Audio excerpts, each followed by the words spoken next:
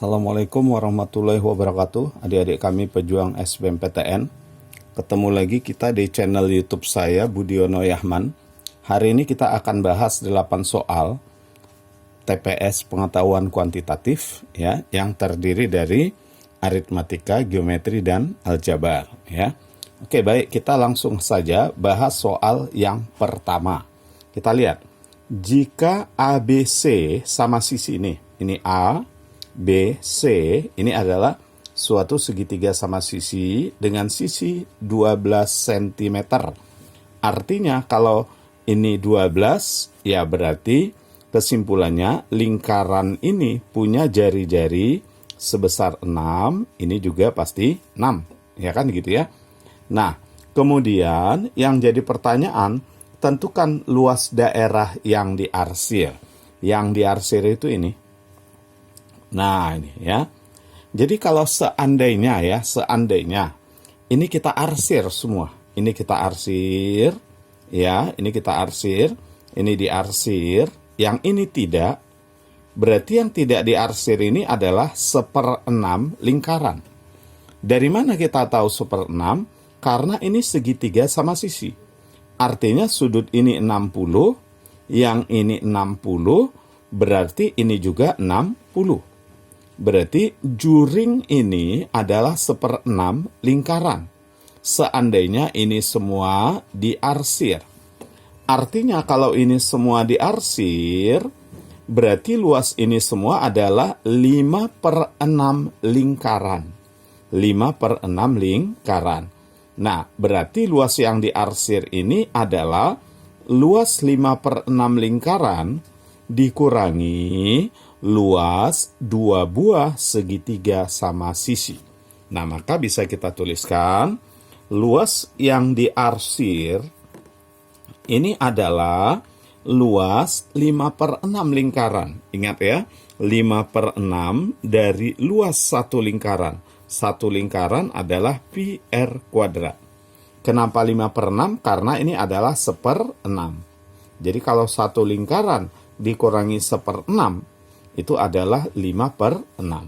Nah, 5/6 lingkaran kita kurangi dengan 2 buah segitiga sama sisi.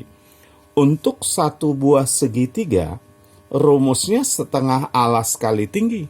Karena 2 buah segitiga berarti 2 kali setengah alas kali tinggi. Ya berarti tinggal alas dikali tinggi. Nah itu ya, karena 2 kali setengah alas kali tinggi. Setengah kali 2 ya 1. Oke, tinggal kita masukkan. Berarti ini 5/6 kali V. Kemudian R. R itu nih. R adalah jari-jarinya. Nih jari-jarinya 6. Berarti 6 kuadrat itu 36. Kurang A. A itu nih untuk segitiga ini. Untuk satu segitiga ini alasnya ini 6. Nah, alasnya 6. Nah, tingginya ini yang kita harus cari. Tingginya kita harus cari. Berarti bisa kita katakan untuk mencari tingginya, kita gunakanlah teorema Pitagoras. Artinya di sini 6. Kenapa? Karena ini jari-jari. Berarti ini tinggal 3. Nah, nih kita mau cari di sini. Tinggi nih ya. Berarti tingginya kita bisa hitung di sini. Ingat, T kuadrat. T kuadrat itu sama dengan 6 kuadrat ini dikurang 3 kuadrat. Berarti 6 kuadrat 36 dikurang 3 kuadrat 9. Nah, 36 dikurang 9. Berarti T kuadrat itu sama dengan 27. Kalau gitu T itu berapa T itu? Akar 27. Akar 27 itu berarti akar 9 kali 3. Akar 9 itu 3. Nah, berarti ini 3 akar 3. Inilah T-nya, masukkan. 3 akar 3. Oke, sekarang ini kita bisa coret. Ini jadi 6. Nah, maka 30 V. Ya, 30 V kurang 18 akar 3. Sama-sama kita bagi 6. Sama-sama kita keluarkan 6. Berarti 6, ini jadi 5V kurang 3 akar 3. Nah, inilah dia jawabannya. Maka jawabannya adalah ayam. Oke, itu soal yang pertama ya. Nah, adik-adik, sebelum kita masuk soal yang kedua, jangan lupa yang belum subscribe, silahkan subscribe dulu. Ya, klik tombol like, kemudian subscribe, share, dan tulis komentar adik-adik tentang video yang saya bagikan ini. Supaya kalian nanti bisa dapat terus video-video terbaru dari saya. Baik, kita masih membahas tentang geometri di soal yang kedua. Ya, di sini dikatakan gambar di atas adalah gambar persegi. Nah, jadi ini merupakan gambar persegi nih. Ini persegi. Sudah, dengan titik P dan Q berada di tengah sisi. Berarti P dan Q berada di tengah sisi. Kalau saya misalkan persegi ini sisinya S, ini S, maka ini 0,5S, yang ini 0,5S karena Q berada di tengah. Juga P 0,5S. Di sini ini 0,5S karena P-nya berada di tengah. Oke, yang jadi pertanyaan. Perbandingan luas yang diarsir dengan luas persegi. Yang diarsir dengan luas persegi. Baik. Nah, pertama kita tentukan dulu luas persegi karena ini lebih mudah. Luas persegi tentu adalah S kuadrat, sisi kali sisi. Nah, itu luas persegi. Sekarang kita mau cari luas yang diarsir. Nah, luas yang diarsir itu adalah luas persegi dikurang luas yang tidak diarsir. Nah, jadi caranya kita cari dulu yang tidak diarsir. Ini saya sebut tidak diarsir 1. Ini saya sebut tidak diarsir 2. Dan ini saya sebut tidak diarsir 3. Oke. Nah, jadi kita cari dulu luas yang tidak diarsir. Ya. Nah, adik-adik bisa lihat di sini. Kalau seandainya yang tidak diarsir 1, kita gabung dengan tidak diarsir 2, ini adalah suatu persegi panjang.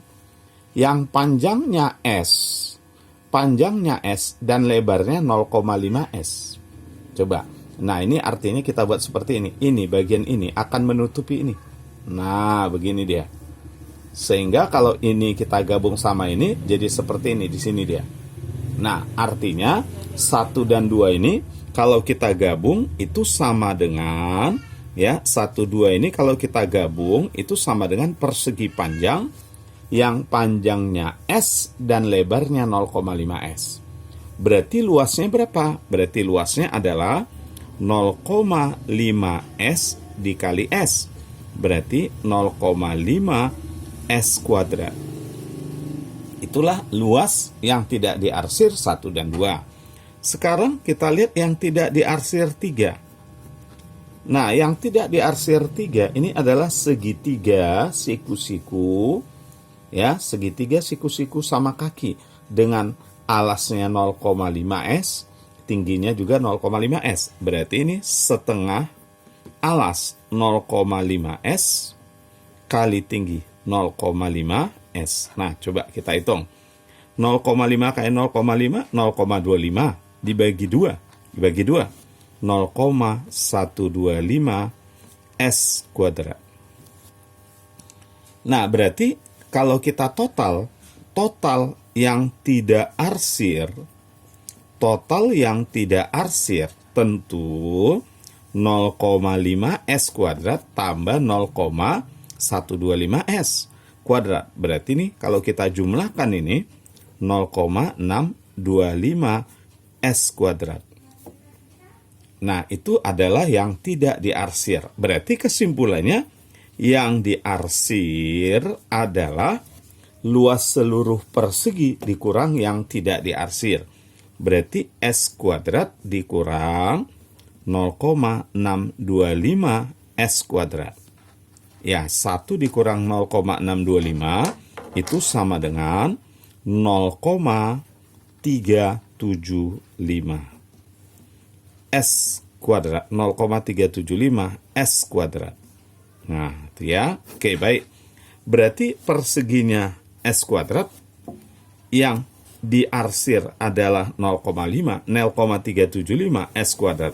Berarti perbandingannya antara luas yang diarsir dengan luas persegi adalah 0,375 S kuadrat dibanding S kuadrat. Nah, ini sama dengan berapa ini? Coret. Berarti sama dengan 375 per 1000 kan gitu. Sama-sama bagi 125. Ini 3, yang ini bagi 125, 8. Maka jawabnya adalah 3:8. Berarti jawabannya cantik. Oke, itu soal yang kedua. Nah, sekarang kita lanjut yang ketiga. Ini kita masih bicara tentang geometri. Ya, masih tentang geometri. Kita lihat. A, B, C, D. Nah, mana A, B, C, D ini? A, B, C, D adalah jajaran genjang sebagaimana ditunjukkan pada gambar berikut. Pertanyaannya, perbandingan panjang AD banding PQ adalah berapa banding berapa? Panjang ini banding panjang ini berapa banding berapa? Baik. Adik-adik, kalau kita perhatikan, ini kan semua panjangnya sama ini nih. Nah, saya misalkan aja, ini A. Setiap ruas ini, kita misalkan A. A, ini A, ini A, ini A, gitu ya. Ini A, pasti kan? Ini A, pasti. Karena ini sama nih. Nah, ini ya, A. Oke, sekarang kita mau cari perbandingan panjang AD banding panjang PQ. Langsung, kita hitung. AD banding PQ. AD ini adalah suatu sisi miring dari segitiga siku-siku sama kaki. Maka AD bisa kita hitung, AD itu adalah akar dari A kuadrat tambah A kuadrat.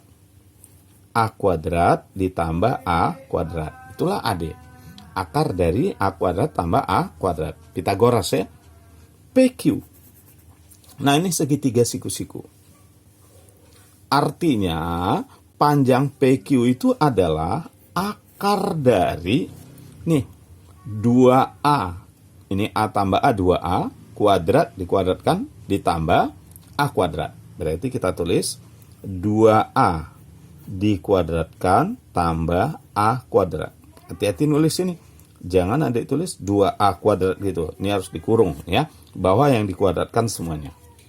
Nah, sekarang coba kita hitung. Berarti ini adalah akar dari 2A kuadrat per, ini coba, 2 pangkat 2, 4. 4A kuadrat tambah A kuadrat berarti akar dari 5A kuadrat. Kita bisa coret A kuadratnya.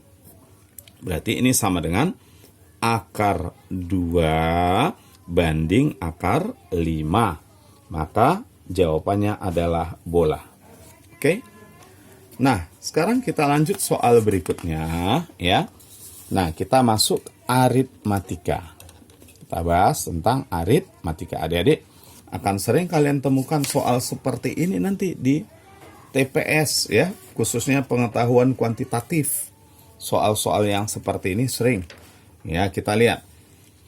Sebuah pekerjaan dapat dilakukan oleh A sendirian dalam waktu 16 hari. Kalau A bekerja sendiri, dia selesaikan satu pekerjaan dalam waktu 16 hari. Kalau B bekerja sendiri, dia selesaikan pekerjaan dalam waktu 12 hari. Nah, tapi jika A dan B dibantu oleh C. Nah, jika dibantu oleh C, maka mereka bertiga bisa menyelesaikan pekerjaan dalam waktu 4 hari. Yang jadi pertanyaan, berapa lama waktu yang dibutuhkan oleh C untuk bisa mengerjakan pekerjaan itu sendirian? Jadi, kalau A sendirian 16 hari, kalau B sendirian 12 hari, kalau C sendirian berapa hari? Dengan catatan, kalau mereka bekerja bersama-sama, maka selesai dalam waktu 4 hari. Nah, jadi di sini langkah pertama kalau adik-adik ketemu soal seperti ini, kita harus tahu dulu berapa bagian yang mereka kerjakan masing-masing dalam satu hari. Jadi kalau A bekerja sendiri, maka dia bisa menyelesaikan dalam waktu 16 hari. Berarti kalau dalam satu hari, A bisa menyelesaikan berapa? Kalau satu pekerjaan 16 hari, kalau satu hari berarti itu adalah 1/16. Maka A bisa menyelesaikan 1/16 bagian pekerjaan dalam satu hari. Kalau B berapa? Nah, B bisa mengerjakan sendiri dalam waktu 12 hari.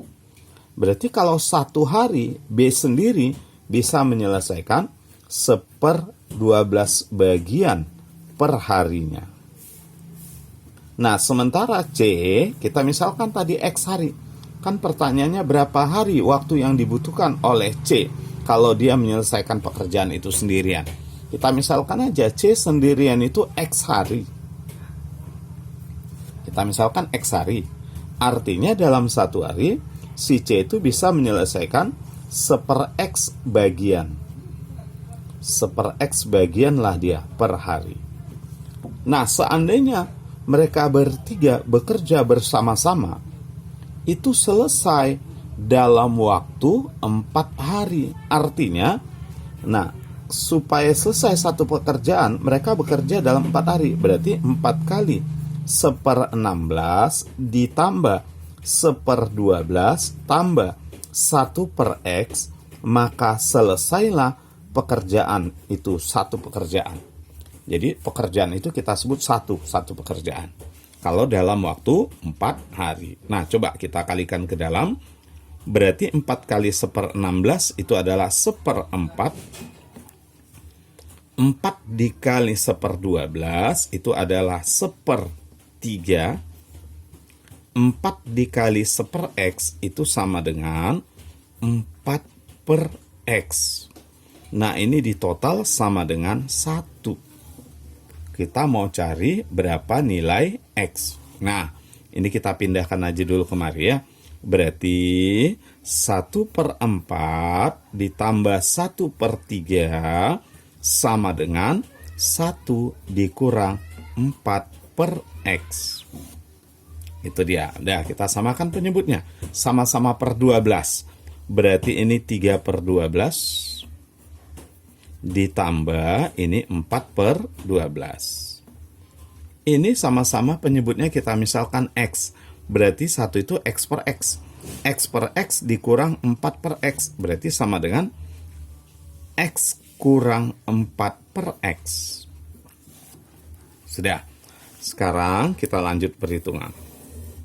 3 ditambah 4 itu 7/12 sama dengan X kurang 4/X. Nah, kalau udah seperti ini kita tinggal kali silang ya. Berarti 7X sama dengan 12X dikurang 48. Dikalikan. Ya, berarti dari sini kita bisa dapat 12 kurang 7, 5X. 5X sama dengan 48. Berarti X sama dengan berapa? Nah, bagikan 9,6. Berarti 9,6 harilah satu pekerjaan bisa diselesaikan oleh C sendirian. Jadi jawabannya dodol. Oke, kita lanjut soal berikutnya. Ini tentang kecepatan ya, kecepatan. Ingat, kecepatan itu rumusnya adalah jarak dibagi dengan waktu. Oke, kita lihat. Jika seseorang berjalan dengan kecepatan 14 km per jam, dia akan menempuh 20 km lebih panjang jika dibanding dengan ketika dia berjalan dengan kecepatan 10 km per jam. Jarak yang sebenarnya ditempuhnya adalah berapa kilometer? Oke, kita misalkan jarak sebenarnya itu S. Jarak sebenarnya kita misalkan adalah S. Ya, oke. Jadi ingat, unsur kecepatan itu ada jarak, ada kecepatan, ada waktu. Nah, di sini apa yang sama? Tuh, adik-adik kalau ketemu soal tentang kecepatan itu, Yang perlu kalian tanya dulu, apa yang sama? Baru dari situ kita bergerak. Nah, kalau kita lihat, unsur kecepatan tadi ada kecepatan jarak waktu. Kecepatannya beda. Ini 10 km, ini 14. Nah, jarak beda. Kalau dia berjalan 14 km per jam kecepatannya, maka dia menempuh 20 km lebih panjang dibanding kalau dia berjalan 10 km per jam. Berarti kesimpulannya jarak juga beda. Waktunya yang sama. Kenapa? Artinya dalam waktu yang sama. Berarti dalam waktu yang sama dengan kecepatan 14 km per jam, dia menempuh jarak 20 km lebih panjang dibandingkan kalau dia berjalan dengan kecepatan 10 km per jam. Artinya di sini waktu yang pertama itu sama dengan waktu yang kedua. Waktu di sini sama dengan waktu di sini. Nah, ingat yang namanya kecepatan tadi adalah jarak dibagi waktu. Berarti waktu sama dengan apa? Jarak dibagi kecepatan. Berarti bisa kita tulis S1 per V1 sama dengan S2 per V2. S1, nah di sini bilangnya, kalau dia berjalan dengan kecepatan 14 km per jam, maka dia menempuh jarak 20 km lebih panjang dibanding dia berjalan dengan kecepatan 10 km per jam. Berarti S1-nya ini adalah jarak sebenarnya ditambah 20. Nah, lebih panjang 20 kan? Kecepatan yang pertama ini 14. S2-nya, itulah yang kita sebut jarak sebenarnya. S itu kalau dia berjalan dengan kecepatan 10 km per jam. V-nya 10. Oke. Nah, sekarang kita bisa kali silang nih. Ya, tapi sebelumnya kita kecilkan aja dulu. Biar angkanya nggak terlalu besar. Ini 7, ini 5. Karena semakin besar angka itu, faktor kesalahan bertambah. Ya. Nah, jadi kalau bisa disederhanakan angka-angkanya. Ini kita kalikan 5S ditambah 5 kali 20 100 sama dengan 7S. Ini pindahkan berarti 2S sama dengan 100. Kalau gitu jarak sebenarnya adalah 50 km. 50 km. Maka jawabannya ayam. Oke, kita lanjut yang berikutnya. Ya. Nah, ini masih bicara aritmatika. Di sini kita bicara tentang persen. Sekelompok orang memberi sumbangan untuk bencana alam tsunami, ya, untuk bencana alam tsunami. Dari kelompok tersebut, 30% menyumbangkan 400.000. 4 masing-masing 200.000. Dan sisanya menyumbangkan 120.000. Dihitung dari total sumbangan yang berasal dari orang yang dihitung dari total sumbangan yang berasal dari orang yang menyumbang 400.000 itu adalah berapa persen. Nah, jadi kita disuruh menentukan berapa persen besar sumbangan orang yang menyumbang 400.000 dibanding dengan total sumbangan. Nah, untuk itu kita harus tahu dulu berapa total sumbangan dan berapa sumbangan yang diperoleh dari orang yang menyumbang sebesar 400.000. Oke. Nah, gini adik-adik, seperti saya bilang tadi, karena semakin besar angka itu, faktor kesalahan juga semakin besar. Ya, untuk itu kita bisa sederhanakan angkanya. Dari kita misalkan semua 100% itu 1. Kalau adik-adik mau buat 100% 100 boleh. Berarti 30% itu ya 30 orang.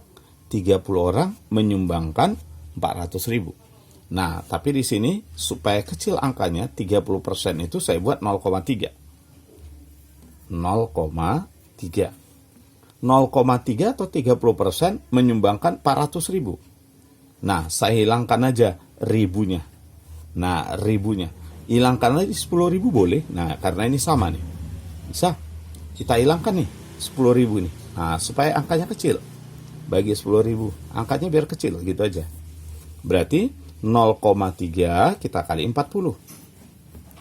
Berapa ini? 12. Nah, inilah 12. Ditambah ini 0,45 kali 20. Nah, ditambah sisanya coba 30% tambah 45% berarti 75%. Sisanya 25%. 25% itu berarti kita tulis saja 0,25 kali 12. 3. 0,25 dikali 12. 0,5 dikali 12. Nah, ini totalnya berapa? Yang ditanya, yang 400.000 ini, yang ini berapa persen dibanding total ini? Gitu dulu ya. Jadi ini kita hitung. Berapa ini? 12. Kan kecil angkanya. Ini 0,45 kali 20, 9. Kemudian ini 3. Nah, ini sama dengan berapa? 24. Artinya totalnya 24. 24, ya. Nah, sementara di sini cuma 12. Dari ini menyumbangkan 12. Berapa persen ini dibanding ini? Maka persennya 12 per 24 kali 100%. Berarti 50%. Itu dia. Maka jawabannya adalah dodol. Oke, adik-adik, kita lanjut soal yang ke-7. Ini ada 8 soal. Jangan lupa ya, klik tombol like, subscribe, share, dan tulis komentar adik-adik supaya kalian bisa dapat terus video terbaru dari saya. Kita lihat. Bila diketahui bahwa diameter luar sebuah pipa adalah 3,7 inci dan diameter dalamnya adalah 2,3 inci, maka ketebalan pipa tersebut adalah, nah, ini diameter. Hati-hati, ini diameter, bukan jari-jari. Jadi kalau adik-adik kurangi langsung, 3,7 dikurang 2,3, itu 1,4. Ada jawabannya, tapi salah. Karena ini dia meter. Jadi kalau kita gambarkan, ini adalah bagian luar pipa, berarti ini adalah bagian dalam pipa. Yang ditanya ketebalan. Nah, ini ketebalan dari sini kemari. Yang diketahui di soal tadi, ini diameter, garis tengah dari sini kemari. Kalau kita mau ngukur ketebalan, yang kita gunakan jari-jari. Kalau garis tengah nanti dapat 2 ini. Dapat selisihnya 2 ini. Nah, yang ini kita bisa dapat kalau kita tahu jari-jari. Jadi cari jari-jarinya saja. Kalau diameter luar 3,7, berarti jari-jarinya tentu kita bagi 2. 1,85. Oke. Kemudian diameter dalam 2,3. Dalam itu ini 2,3. Berarti ini saja. Nah, ini saja tentu 2,3 dibagi 2. 1,15. Yang ditanya ketebalan ini.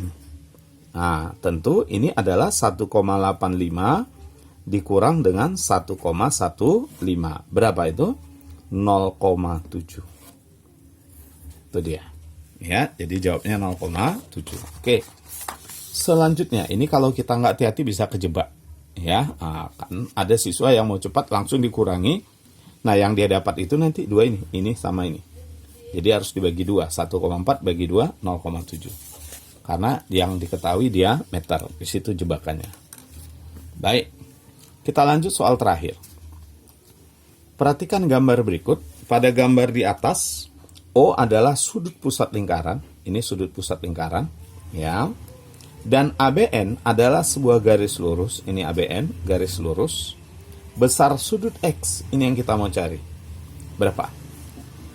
Nah, nilai X ini kita bisa tahu kalau kita tahu berapa besar sudut ini. Kenapa? Karena ini total semua 360. Berarti X adalah 360 dikurang ini. Nah, berarti kita harus tahu besar sudut ini. Mencari besar sudut ini kuncinya di sini, B. Kenapa B?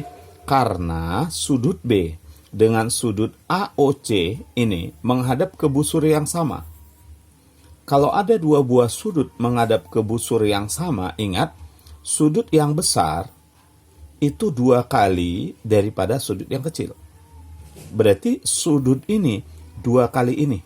Nah, gimana cara mencari ini? Ingat, ini pelurus. Kalau di sini 64, berarti ini 180 dikurang 64. Berapa itu? 116. berarti B ini 116. Kalau B 116 kita bisa cari ini. Nah, 2 kalinya berarti 232. Kalau gitu ini berapa? Ya, 360 kurang 232, 128. Maka jawabannya dodol. Oke, adik-adik, jangan lupa klik tombol like, subscribe, dan share, serta tulis komentar kalian tentang video ini. Dan tetap jaga semangat untuk terus berlatih, ya. Nah, jadikan channel YouTube saya Budiono Yahman untuk sarana belajar kalian dalam menghadapi SBMPTN, SIMA UI, maupun UM-UGM. Ya, saya berharap kalian lulus di tahun ini. Ya, semoga kalian lulus di tahun ini. Terima kasih atas perhatiannya. Assalamualaikum warahmatullahi wabarakatuh.